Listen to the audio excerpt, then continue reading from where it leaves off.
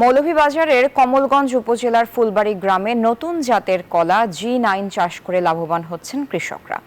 অন্যের জমি লিজ নিয়ে এই ফলের আবাদ করছেন অনেকে। মান ভালো হওয়ায় এখানকার উৎপাদিত কলা কিনে বিভিন্ন জেলায় নিয়ে যাচ্ছেন পাইকাররা।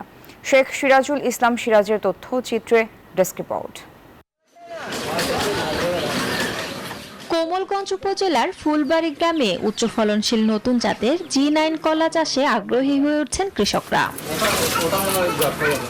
তারা জানান, নতুন এ জাতের কলা উৎপাদনে চারা, জৈব সার, রাসায়নিক সার দিয়ে সহায়তা করছে স্থানীয় কৃষি বিভাগ ও এনজিও সংস্থা।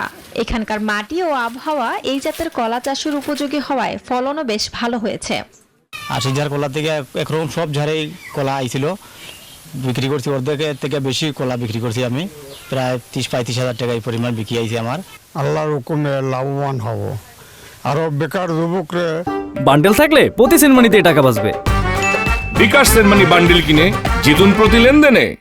কইতাছি তোমরা সবাই করলে অবশ্যই লাভবান হব। মান ভালো হওয়ায় এখান থেকে কলা কিনে নিয়ে যাচ্ছেন পাইকাররা।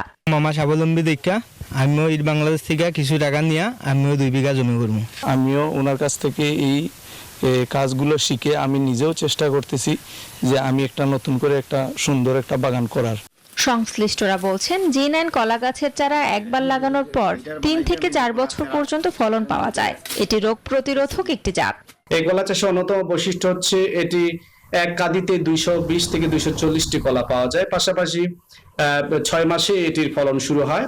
G9 কলার চারা, জৈব সার, বালাইনাশক, সাইনবোর্ড এবং রেজিস্টার খাতা কলম দিয়ে সহযোগিতা করেছি। পাশাপাশি প্রশিক্ষণ এবং পরামর্শ সবসময় দিয়ে যাচ্ছি। সরকারিভাবে কৃষি ঋণ পেলে কলা চাষে আগ্রহী হবে আরো অনেকে, এমনটাই মনে করেন কৃষকরা। Desk report, news 24।